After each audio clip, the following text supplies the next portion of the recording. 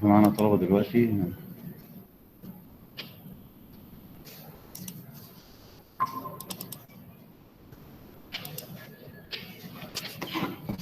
معاك ايه؟ كل شيء ذي بال لا يبدأ بسم الله فهو أبتر، فبسم الله الرحمن الرحيم. بناتي، أبنائي، الطالبات، الطلاب، كل عام أنتم بألف خير في مستهل الفصل الدراسي الثاني، اللغة الإنجليزية. محدثكم أستاذ دكتور حمدي شاهين، رئيس قسم اللغة الإنجليزية بكلية الآداب. Let me start with a proverb by Henry David Thoreau, the American writer, which reads, "Sell your clothes and keep your thoughts." That is, learning, education, knowledge is a lot more valuable than any other riches in the world. So that's a good proverb for you to keep and to work accordingly. وبعد فهذه بداية جيدة للفصل الدراسي، أبدأها بقولة القاضي عبد الرحيم البيساني الذي اعتذر للعماد الأصفهاني عن كلام استدركه عليه. قال: إنه لا يكتب أحد كتابا في يومه إلا قال في غده: لو غير هذا لكان أحسن، ولو زيد هذا لكان يستحسن، ولو قدم هذا لكان أفضل، ولو ترك هذا لكان أجمل. وهذا أعظم العبر، وهو دليل استيلاء النقص على جملة البشر. Now, let's move to your course for the spring semester. English,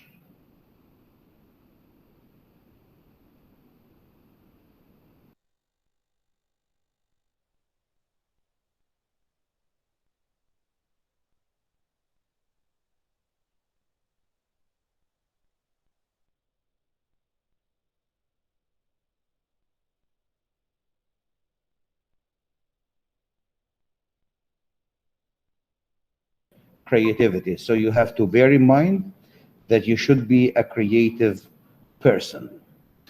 Preamble, introduction. Let me introduce the course to you.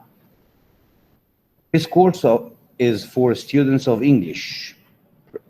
Surely you are, who need training and guidance in understanding genuine English. By genuine English here, I mean English that approaches a native speaker's English. English spoken and understood and comprehended by foreigners.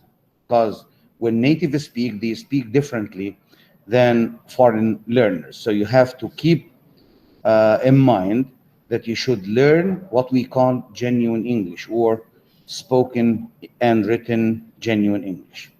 It is designed for use by students at Nile Higher Institute for Engineering and is suitable for use both in the classroom and by the students working alone. That's a philosophy behind this syllabus. That is to say, it is not a giveaway book. The book that you have this semester will be kept with you forever. It will be a reference book. You can refer to this book whenever you like to learn English, or whenever you like to refresh your knowledge of the English language. The materials consist of what we call simulated authentic dialogues. This is important. These are not artificial dialogues. They are authentic, that is to say, recording live from actual people, not virtual people or just simulation. With, of course, accompanying tasks, which focus on detailed comprehension of the language used in the dialogues. That is to say, there will be explanations for you to learn the skills of English, like greeting, offering, requesting, thanking, inviting, accepting invitations, declining invitations, etc. And you have to know that the spoken samples are different from the written code. The materials presented display most of the linguistic features of conversational English that you need in the workplace. And this is a problem for most Egyptian students who know what we call bookish English. They know the rules, they know the laws, they know the regulations of writing English, speaking English. However, when it comes to practice, they fail to approach a native speaker's skill in pronouncing English, reading English. So that's a problem. My focus this semester is the skill of talking English. I would say talking English, not talking in English. Why talking English? Because when I say talking English, I mean that you should approach a native speaker's accent or speech. But you have to remember that no useful purpose is served if the learner panics when faced with the materials. That is to say, you should or you must never panic. You should not fear working with English. You should have the courage, you should have enough courage to approach English, to read English, to speak English, and to write English. This would be a good start for you, because we say in pedagogy and learning,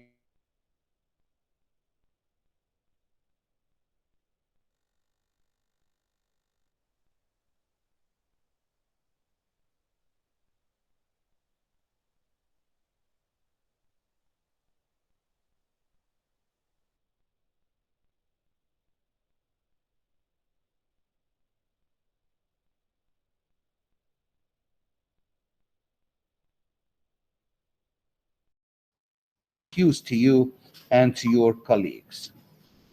Again, students should remove worry about not understanding every single word. I mean, you start by having an overall understanding or comprehension of the English you use.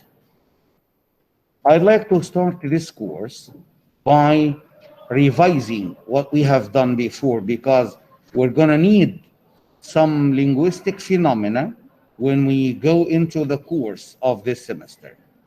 One, I want you to take care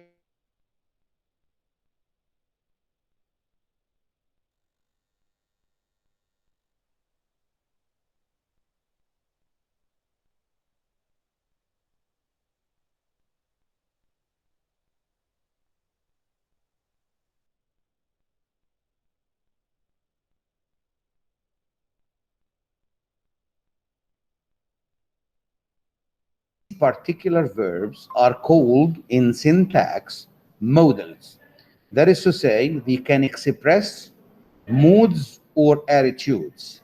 The way you use them in sentences makes great differences in the messages you want to convey to your readers or to your listeners. Here is a good example. Here is the modal can.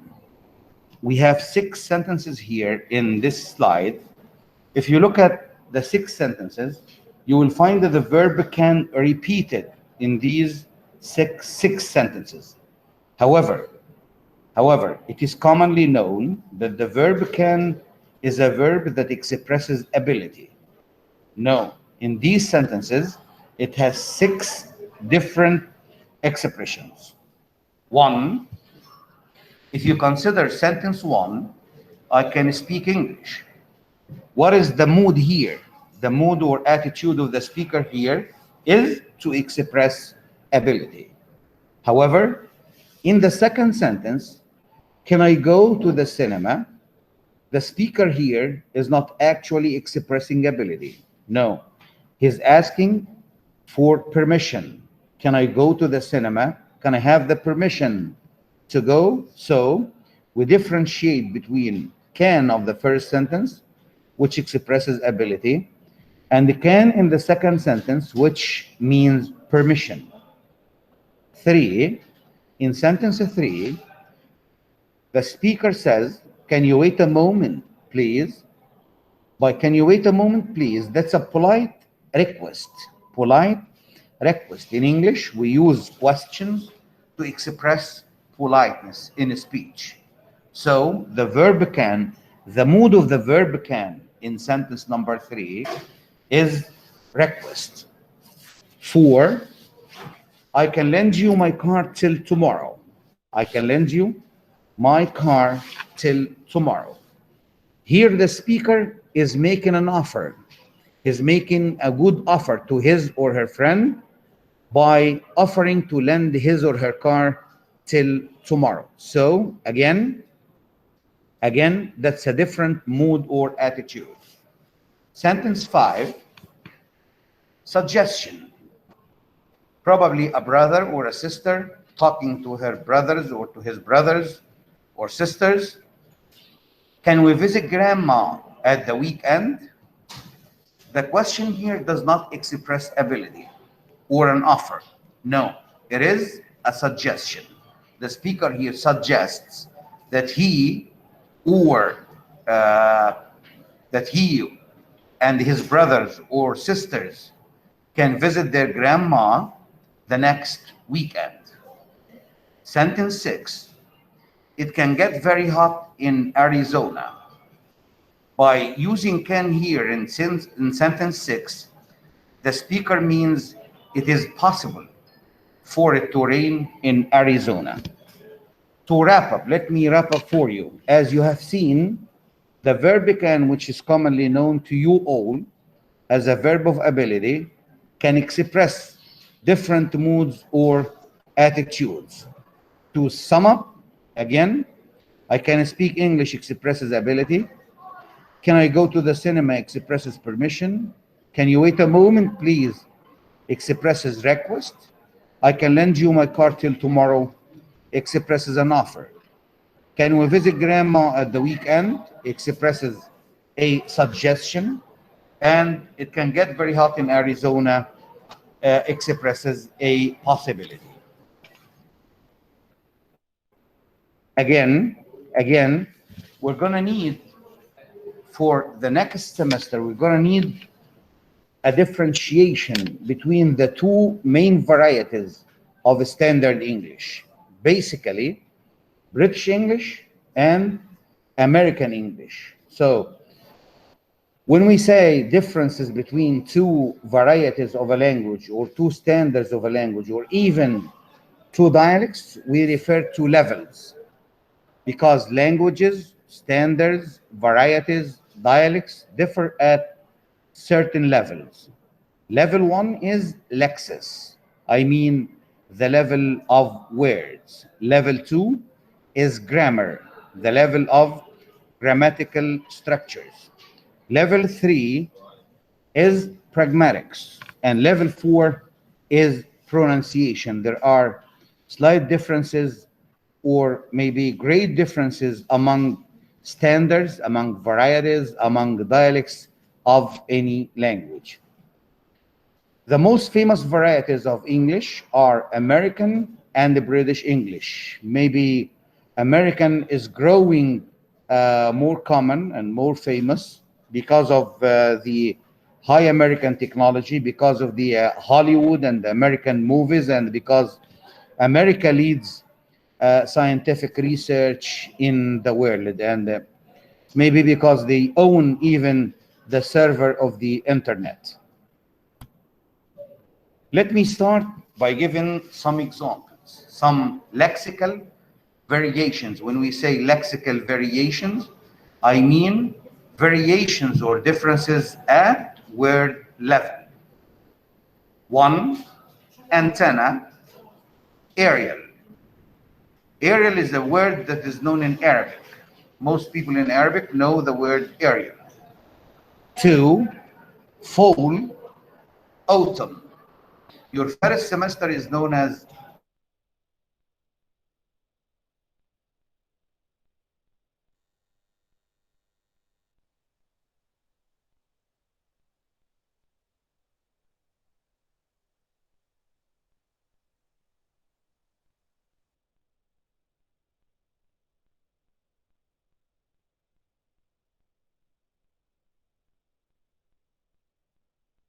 the car industry. In the car industry, the store box at the back of a car is called trunk in American English. It is called boot in British English. Another example is parentheses. which are known as brackets. In Egypt, we know brackets. Parentheses is not commonly used in Egypt. Again, on the streets, you find what we call phone booth or a call box. At hospitals, Americans say emergency room, while British say casualty department. Again, the center of a town, the center of a city is called downtown in American English and city center in British English. You gotta take care of these examples. What I mention here is only the most common samples of lexical variation between American and British English. At your kitchen, you find the stove, which British people call cookers. Resume, if you apply to for a job at a company or whatever, they will be asking you for a CV. So in Egypt, we know what a CV is. Americans hardly use the word CV. They say resume. A resume in American English is a CV in British English.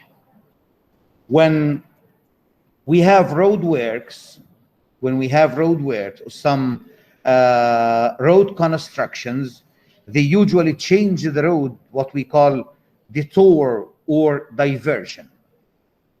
Again, thumbtack is called a drawing pin in American English. Garbage can is dustbin in British English. Thumbtack is called a drawing pin in British English. Garbage can is called dustbin in British English. Faucet is tap in British English. And again, to the car industry, the word fender, or in the car industry, the word fender is known as wing in British English. For civil engineers, a first floor in American English is the ground floor. So in America, they start counting the ground floor as the first floor. So if an American says first floor, it means the ground floor. If a British says first floor, it is the one above a ground floor. That's a big difference. Flash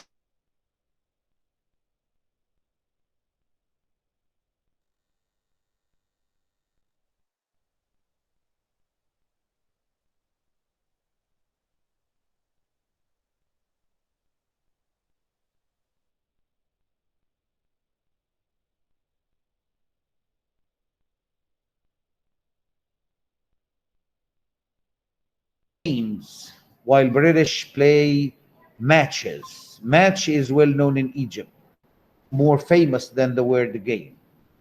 Gas, the word gas is petrol. In Egypt, here we differentiate between gas, benzene, natural gas, etc. But Americans use the word gas for all the petroleum products. Again, a gas station in American English is a filling station. A hardware store is an ironmonger. That's one more difference. Back to the car industry, the part that protects the engine of a car is called the hood in American English. It is bonnet in British English. Again, in roadworks, we have the intersection that is known in British English as crossroads. Inventory or inventory, both are correct. The Americans read it as inventory, British read it as inventory. Both are correct. Whichever you choose, feel free to choose which pronunciation that suits you most. British say stock. Here are further examples, again, of variation, lexical variation between American and the British English. We say we have a one-way ticket. That is to say, a single ticket, a single-use ticket, not a round ticket. That is to say, around one by which you travel and then by which you come back. But a one-way ticket is a single use only. Again, on your jackets or sweaters, you usually have pins on, or what they call in British English a badge. Maybe Egyptians know the word badge quite well. Quiz is test in British English. Quiz, again, in Egyptian schools now the word quiz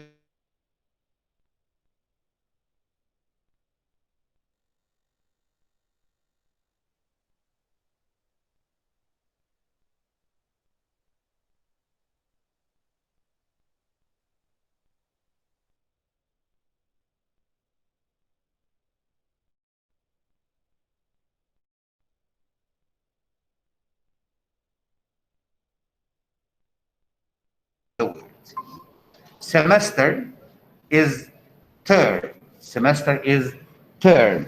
Both words are used again in Egyptian universities, in Egyptian schools, maybe interchangeably. I mean to say on equal footing. While some people prefer semester, some others use the word term. But when you use the word term, this is the way you read it. You say term. See? Don't read it after Arabic. Again, Americans play soccer, which we know here as football. But if you go to America, if you go to the United States, please remember that the football that you know is called soccer in the United States. But if you say football in the United States, they will take you to a game like rugby. It's different from Egyptian football. So soccer in American English is the football that all the world knows. But football in American English is rugby. Story is a fluor for, this is important for civil engineers. And you should notice the E to differentiate it from the word story or tale. A streetcar means tram. Of course, the word tram has been known in Egypt for several years now, only in Alexandria and a few parts in Cairo, where people still say tramway or الترماي after Arabic. Again, the subway in American English is the underground or the tube in British English. A tag, the one you find on brand new clothes, is a label in British English. Moreover, a truck is a lorry in British English. Back again to the car industry. The front glasses of a car, of a vehicle, a lorry, a truck, or whatever, is called in American English windshield. In British English, it is windscreen. So you gotta notice and remember this difference. Dear students, here is again one more important phenomenon that I want you to focus on: the use of idioms and idiomatic expressions. This is important. Why? Because when idioms are phrased or constructed, we got a difference in meaning. That is to say, idioms and the idiomatic expressions differ in meaning from the meaning of the individual components that make up the body of the idioms or the body of the idiomatic expression. So you have to focus on this. You have to remember that when we have an idiom, the meaning of an idiom is set, is fixed. You have to know it in advance. Otherwise, you may be confused, because if you understand it by referring to the components, the individual components of the idiom or the single idiomatic expression, you're gonna misunderstand the whole meaning. Here are some examples. Here is first the definition of an idiom. I want you to concentrate here. An idiom is a phrase where the words together have a meaning that is different from the dictionary definitions of the individual words. Let me say it again. A phrase where the words together have a meaning different from the dictionary definitions of the individual words. This is what I'm saying, that the meaning of an idiom is well known in advance, is set in advance. It has nothing to do in the majority of cases with the meaning of individual words.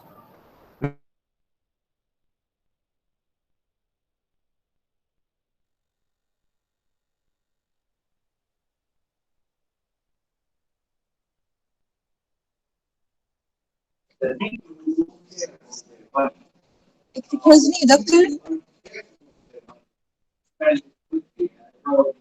Excuse me, doctor. Excuse me, doctor. Please, can you repeat again the definition of an idiom? Okay, thank you for the question. Thank you, my dear student. If we go back to the definition of an idiom, this is quite important. Why important? Like I say, idioms are fixed expressions. I mean fixed structurally and fixed semantically according to their meaning. That is to say, if I say, for example, that's a red herring. Red is the color that we know. Herring is the fish, the famous fish that we know. But if we interpret or if we understand the idiom red herring by explaining each individual word, this will not be the right understanding. Why? Because red herring means a false errand or a false chase or a fruitless errand, as if you're chasing something that you cannot catch. Again, I'll say it again. So don't be deceived by the meaning of individual words with idioms. See, I'll explain with the examples. If we look at example 2, a little bird told me. This is what we say in Arabic, العصفورة قالت لي. A little bird told me. العصفورة here, or the bird here, is not a real bird. It's not the bird that sticks to the verbal meaning of the word bird. No, it means that this is a secret source. If Dr. Rania told me something, I would not tell people that it is Dr. Rania who told me. If it is Dr. Zahra who told me, I would not unveil my source of information. So I would say, a little bird told me. I don't want to expose my source of information. Again, I have many examples to look at this next example. Achilles' heel. Achilles is a known character in Greek mythology. Achilles in a Greek war, a great Greek war, Achilles was a famous fighter who was killing enemies everywhere. But nobody, no human could hurt Achilles except in his heel. Why in his heel? Because when he was born, he was baptized in sacred water. And when his mom held him by putting him into sacred water, it was only part of the heel that the water did not touch. So this was the weakest point in Achilles' body. So when I find someone who has a certain weakness or a weak point, I say this is Achilles heel. I mean someone's weak spot or weak point. I have another Zahra. I have another idiom here that many people use even in Arabic. When we say add fuel to the fire, بيحط البنزين جنب النار. If people make a bad situation worse. So it is not verbally interpreted or explained. We don't interpret, we don't explain the idiom verbally. However, it means that you push or you move a situation from bad to worse. من سيء إلى أسوأ. It has nothing to do, its meaning has nothing to do with neither fuel nor fire. But we understand that someone is making something worse. Again, when we say all roads lead to Rome, كل الطرق تؤدي إلى روما, we don't mean Rome physically or geographically speaking. No, it has become a well-known idiom. When we say all roads lead to Rome, I mean to say that all the solutions or all the issues or points suggested are correct. It doesn't mean that we're going to go or reserve a ticket to go to Rome. Again, here is a very good idiom. Armchair critic. An armchair is what we call in Arabic الكرسي الفوتيه. A critic who is sitting down at home. You see, you can meet people in your life who are good critics. They criticize. They say, oh, this is bad, this is not good. However, when you ask them to do something, they fail or they have no ability to do it. So we call these people an armchair critic. They are good at criticism. هم كويسين في النقد. However, when it comes to where they do nothing. One more idiom is as neat as a new pin. As neat as a new pin. When you find someone, a friend of yours, a colleague of yours, your brother, your sister, rather handsome with very fine and elegant clothes, très chic, you say as neat as a new pin. It means that he is very tidy, that he is very handsome, that he or she is very clean. This is one good idiom. As you sow, so shall you reap. We say it in Arabic. من جد وجد, من زرع حصد. As you sow, ترمي البذرة, so shall you reap. سوف تحصد. ستحصد مما تفعل. So if you do bad things to people, bad things will happen to you. ستنل مما تفعل وتنل مما تقدم. So and we say it in Arabic.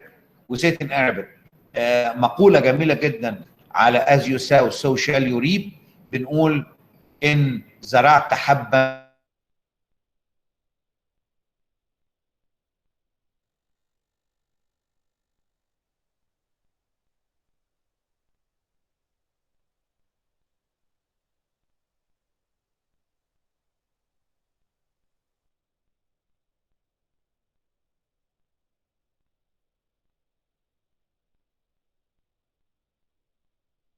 it is illegal.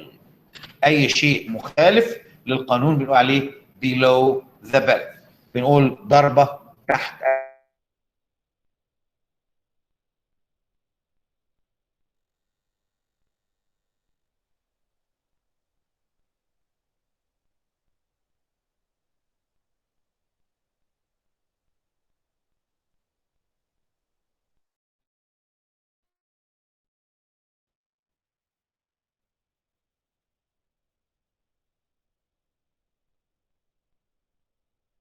$. like we have it here in Egypt. We use many colloquial words for the pounds. الجنيه بيقولوا عليه معلوم، لحلوح، أهيف، جندي. Americans for dollars say bucks. When they say this is a very rich man or this is a very rich lady, they say he or she is a big bucks. That is making a lot of money. Again, blood is thicker than water. We say it in Arabic. عمر الدم ما يبقى مية. It means that family relationships are stronger than others. Means when we are relatives, whatever it takes, still we are relatives. Again, here is a very nice idiom. Blue blood. Blue blood. We know the color of blood. It is red. Is there any blue blood? No. But this is a metaphor. هذه استعارة مكنية. Blue blood. الدم الأزرق. Which means أبناء الطبقة الملكية. It is satirical. إنها ساخرة لأنهم لا يعملون ومنعمون وبالتالي لا يجرحون، فبالتالي لو قلت لك الدم بتاعهم أزرق أو فوشيا أو موف محدش هيقول لي الكلام ده صحيح أو لا. فده idiom. castles in the air. قصورا في الهواء. يبني قصورا في الهواء. بنقولها كده في اللغة العربية. لما حد يديني خطة أو plan, impractical plans that will never work out.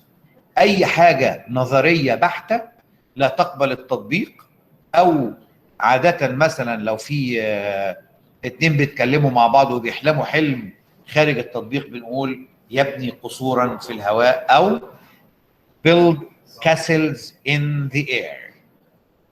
Next, chase rainbows. ترجمتها الحرفية يطارد قوس قزح. Chase rainbows. تمام؟ When someone aims at something that can never be achieved. عندما يشير شخص إلى شيء صعب المنال وصعب التحقيق. Again, that's a very nice idiom here. Cold shoulder. Cold shoulder. Cold shoulder does not mean that someone's shoulder is cold. No. Thank you. Thank you. Cold shoulder here means that someone turns to be unfriendly and uncooperative. You say it in Arabic. You say similar things in Arabic. When you say أنا بديله الوش الخشب أو بديله الوش الجبس. In English they say give him a cold shoulder. That is to say be unfriendly or be uncooperative. In let me say in folklore, crocodile tears. هذه العبارة دموع التماسيح.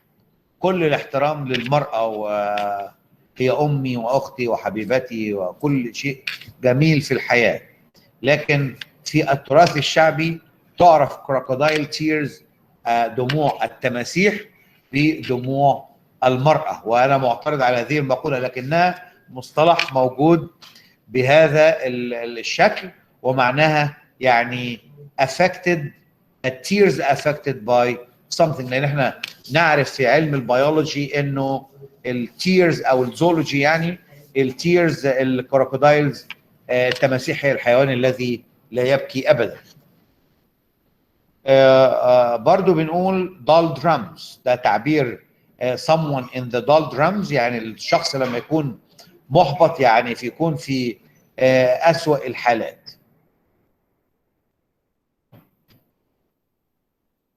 وبعدين بنختم dressed to the nines. dressed to the nines. هنا dressed to the nines يعني someone is in his or her best clothes. That is to say when we say شخص متأنق dressed to the nines وهنا ثقافة الأرقام، يعني ما حدش يقول لي nines why nines why nines. أنا هكتب. Last two is fat head. Fat head. When you حتى بنقولها في العربي كده أبو مخ تخين. We say a dull, stupid person. Now, before concluding this class, I wish you the best of luck for this second semester. Please remember, we should fight the coronavirus pandemic. Please remember, please keep distancing, no proximity, put on your mask, put on your gloves, stay safe, save lives. Good luck. Have a nice day.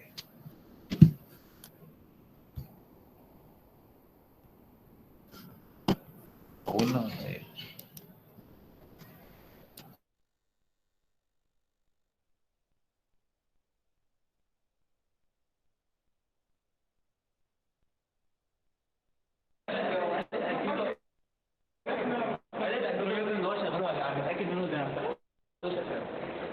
الو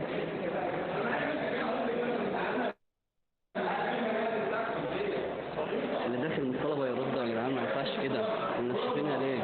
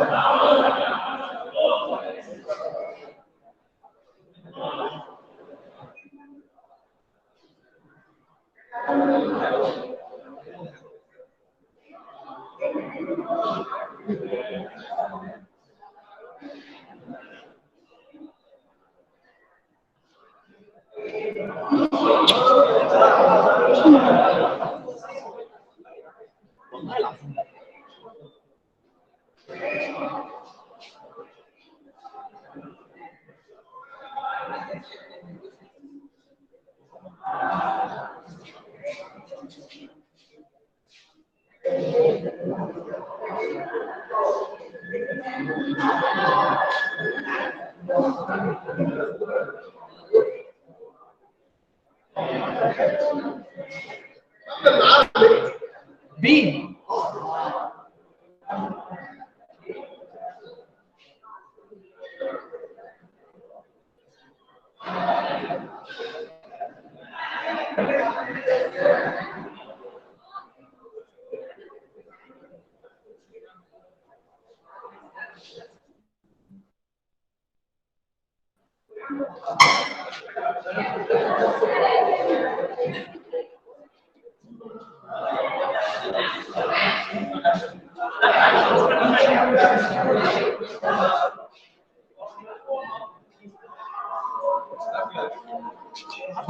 حسب مش نعمل ايه انت ماشي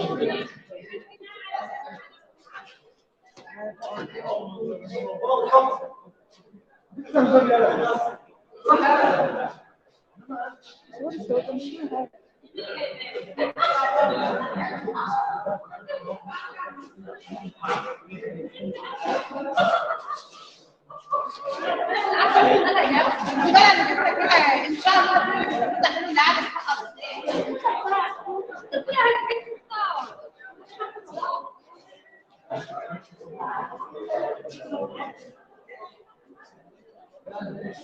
هتيجي عملت من العون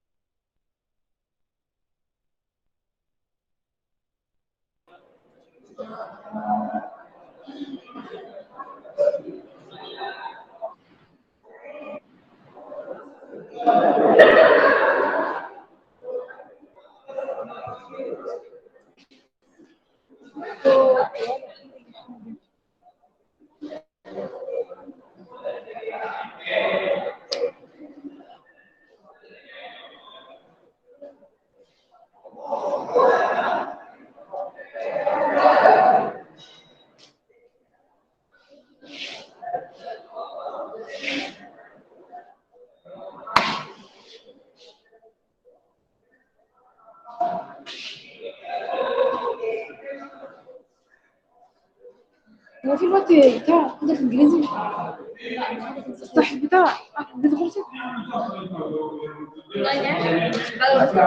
مش كلها شغالة وانت مش عارفة ايه ده.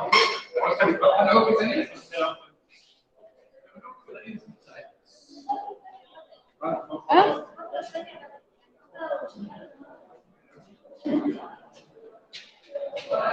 واحنا عالم حضارات بس فيزياء النهارده صح؟ فيزياء النهارده بس. ازاي؟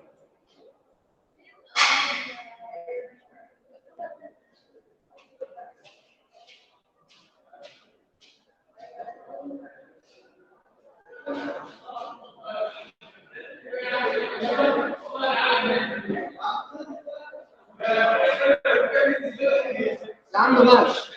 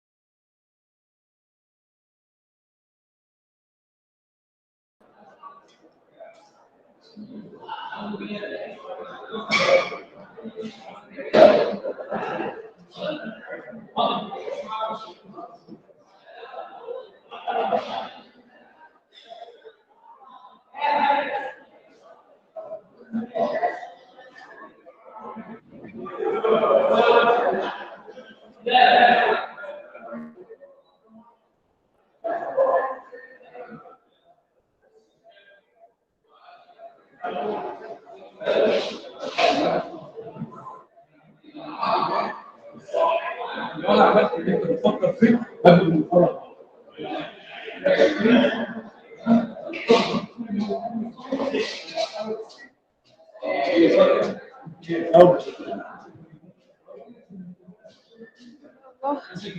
مفيش صوت ولا في اي حاجه. مش عارفة.